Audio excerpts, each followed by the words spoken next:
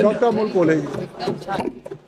धन्यवाद अध्यक्ष महोदय। आज या ऐतिहासिक क्षणी बोलताना मुद्दाम डोक्यावर फुले पगडी घालून उभा आहे बोलायला, कारण जेव्हा या देशामध्ये ढोल गंवार शूद्र पशु नारी सब ताड़न के अधिकारी हे ब्रह्मवाक्य मानलं जात होतं, त्याचं पालन होत होतं, तेव्हा स्त्री स्वातंत्र्याचा स्त्री शिक्षणाचा पुरस्कार करणारे पहिले समाज सुधारक कोण होते तर ते महात्मा ज्योतिराव फुले होते। जेव्हा पूर्ण चेहरा झाकला जाईल असा घुंगट ओढून चूल आणि मुलीपर्यंतच, चूल आणि मूल यापर्यंतच महिलेला राखून ठेवलं जात होतं, तिला बंधनात ठेवलं जात होतं, माणूस म्हणून सुद्धा जगण्याचा अधिकार नाकारला जात होता, तेव्हा ज्यांनी उंबरठा ओलांडला, शेणगारा सोसला, पण स्त्रीला अक्षरांची ओळख करून दिली, तिला तिच्या स्त्रीत्वाची जाणीव करून दिली, त्या क्रांतीज्योती सावित्रीबाई फुले, या फुले दाम्पत्याचं फार मोठं योगदान या संपूर्ण प्रवासात आहे।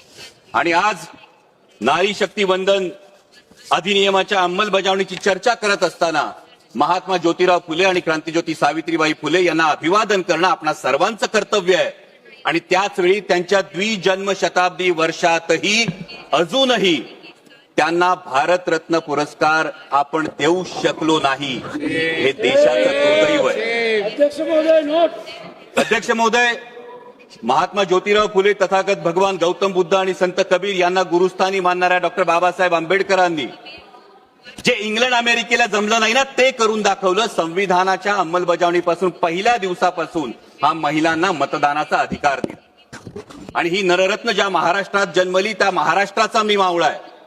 या महाराष्ट्रात एक फार मोठा मातृत्वाचा, नेतृत्वाचा आणि कर्तृत्वाचा वसाडी वारसा आहे। जो मातृत्वाचा वसाडी वारसा आहे तो राष्ट्रमाता जिजाऊ माँसाहेबांचा आहे, कर्तृत्वाचा वसाडी वारसा क्रांतीज्योती सावित्रीबाई फुल्यांचा आणि नेतृत्वाचा वसाडी वारसा पुण्यश्लोक अहिल्याबाई होळकरांचा आहे। आणि त्यामुळे या महिला आरक्षण विधेयकाला विरोध असण्याचं काही कारणच उद्भवत नाही। इतकंच नाही अध्यक्ष महोदय, तर देशात पहिल्यांदा स्थानिक स्वराज्य संस्थांमध्ये 33% महिला आरक्षण देणारं राज्य हे महाराष्ट्र होतं आणि तेव्हाचे मुख्यमंत्री होते आदरणीय शरदचंद्रजी पवार साहेब। देशाला पहिलं महिला धोरण देणारे, संरक्षण दलात महिलांना नोकरीची संधी देणारे, वडिलोपार्जित संपत्तीमध्ये सुद्धा महिलांना वाटा देणारे आदरणीय शरदचंद्रजी पवार साहेब होते। आणि त्यामुळे या महिला आरक्षण विधेयकाला विरोध करण्याचा मुळीच प्रश्न नाही। आणि जर कोणी म्हणत असेल की कुणाला वाटत असेल की हे करून आपण उपकार करतो, तर त्यांना एवढंच सांगू इच्छितो की उपकार आपण करत नाही आहोत, तर त्या मातेनं आपल्याला जन्म दिला आणि हे जग बघण्याची संधी दिली, हा तिचा आपल्यावर उपकार आहे। पण अध्यक्ष महोदय, एक अंतर्मुख होऊन मात्र विचार करावा लागतो की एकीकडे आपण नारी शक्ती वंदन विधेयकाच्या अंमलबजावणीची चर्चा करतो आणि त्याच वेळी आपल्याच देशामध्ये बेटी बचाव बेटी पढाव हे अभियान राबवावं लागतं। त्याच वेळी आपल्या देशामध्ये महिलांवर होणाऱ्या अत्याचारांची संख्या दिवसेंदिवस वाढत जाते। लाखो महिला या बेपत्ता होण्याच्या तक्रारी नोंदल्या जातात, त्याच्यावर कुठलीही ऍक्शन घेतली जात नाही। आत्ताच अध्यक्ष महोदय महाराष्ट्रामध्ये एका भोंदू बाबांचं प्रकरण समोर आलं आणि त्या भोंदू बाबाचं प्रकरण समोर आल्यानंतर त्या लैंगिक अत्याचार प्रकरणातले व्हिडिओज हे समाज माध्यमावर जर व्हायरल झाले तर मग तपास करणारे अधिकारी आणि पर्यायानं गृहमंत्री म्हणून त्यांची या महिलांचं संरक्षण करण्याची जबाबदारी नव्हती का, हा प्रश्न निर्माण होतो। आणि म्हणूनच अध्यक्ष महोदय, अंमलबजावणी करणाऱ्यांच्या मानसिकतेविषयी जरूर प्रश्नचिन्ह उपस्थित होतं। कारण यत्र नार्यास्तु पूज्यते रमन्ते तत्र देवता असं एकीकडे म्हणणाऱ्या आणि त्याच वेळी स्त्रियांना वेदांचं अध्ययन नाकारणाऱ्या आणि पतीची सेवा हे स्त्रीचं कर्तव्य असं मानणाऱ्या मनुस्मृतीचा उदो उदो करणाऱ्यांच्या हातात जर याची अंमलबजावणी असेल तर याच्या अंमलबजावणीच्या हेतू शुद्धतेविषयी खरोखर मनात शंका निर्माण होते। कारण अध्यक्ष महोदय, खरं तर जसं मगाशी माझे सहकारी अरविंदजी सावंत यांनी म्हटलं त्या पद्धतीनं संपूर्ण विरोधी पक्षाचं हेच मत होतं की नारी शक्ती वंदन विधेयक हे 2024लाच लागू करा, द्या आमच्या बहिणींना हक्काचा अधिकार, द्या आमच्या बहिणींना या पार्लमेंटमध्ये आणि विधानसभेमध्ये प्रतिनिधित्व। आणि हे फार सोपं होतं करणं आणि हे आवर्जून सांगतो कारण उद्या हे सांगितलं जाईल की विरोध केला, पण विरोध या गोष्टीला नाही, अंमलबजावणीच्या पद्धतीला मात्र नेमका विरोध। कारण अध्यक्ष महोदय, नारी शक्ती वंदन विधेयक जे आपण 2023 मध्ये पारित केलं त्याच वेळी त्यामध्ये फक्त सेन्सस पॉप्युलेशन सेन्ससचा जर एक मुद्दा बाजूला गेला असता, डिलिमिटेशनचा मुद्दा बाजूला गेला असता, तर 2024 मध्येच हे विधेयक लागू करता आलं असतं आणि आता ही चर्चा करण्याची आवश्यकता भासली नसती. उलट 33% महिला भगिनी या संसदेचा भाग असल्या असत्या.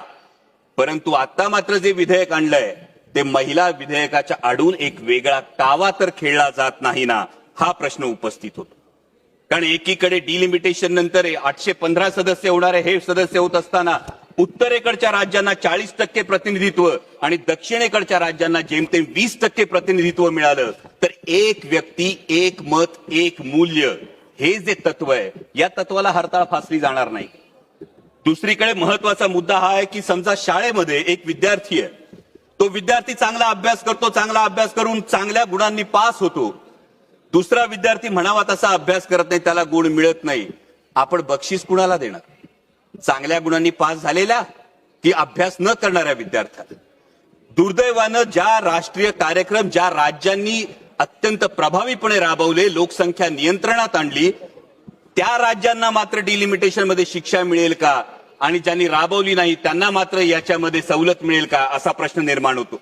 दुसरा महत्वाचा मुद्दा येतो तो प्रादेशिक असमतोलाचा. दोन महत्वाचे मुद्दे सर. प्रादेशिक असमतोलाचा मुद्दा आज आपण बघतो संपूर्ण देशामध्ये शहरी भागामध्ये लोकसंख्या फार मोठ्या प्रमाणावर वाढली आहे आणि डिलिमिटेशनचा निकष हा फक्त लोकसंख्या असेल तर शहरी भागातलं प्रतिनिधित्व फार मोठ्या प्रमाणावर वाढेल आणि त्याच वेळी ग्रामीण भागाचे मुद्दे, ग्रामीण भागाचे प्रश्न मांडण्यासाठी, माझ्या शेतकऱ्यांचे, माझ्या कष्टकऱ्यांचे प्रश्न मांडण्यासाठी पुरेसं प्रतिनिधित्व मिळेल का, हा पुढचा फार महत्वाचा मुद्दा येतो. त्यानंतर जेव्हा 815 सदस्य होतील अध्यक्ष महोदय, तेव्हा या 815 सदस्यांना आज या सभागृहामध्ये अनेक सदस्य असे आहेत की ज्यांना हा प्रश्न आहे की माझा प्रश्न काळात कधी लागणार. त्यांना अनेकदा हा प्रश्न पडतो की 0 आवर मध्ये मी जी 2 मध्ये सर 0 आवर मध्ये मी मुद्दा मांडतो त्याचा मला ट्रेजरी बेंचकडून लिखित उत्तर येत नाही.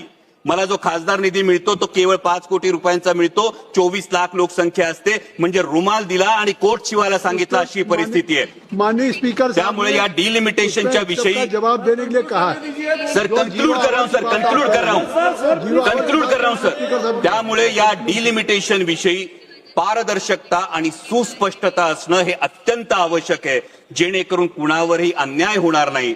आणि त्याचवेळी जे माझे मित्र पक्षातले साथीदार आहेत त्यांना फक्त एक सल्ला देऊ इच्छितो की काही लोकांचा इतिहास असा असतो की ज्यांच्या वेळी असं म्हटलं जातं ऐसा कोई सगा नाही जिसे इन्होंने ठगा नाही. त्यामुळे यावर मतदान करताना याचं आपण जरूर भान ठेवाल अशी अपेक्षा व्यक्त करतो. आणि महिला विधेयकाला मुळीच विरोध नाही, परंतु डिलिमिटेशनच्या बाबतीत पारदर्शकता आणि सुस्पष्टता असायला हवी अशी मागणी करतो. धन्यवाद. जय शिवराय.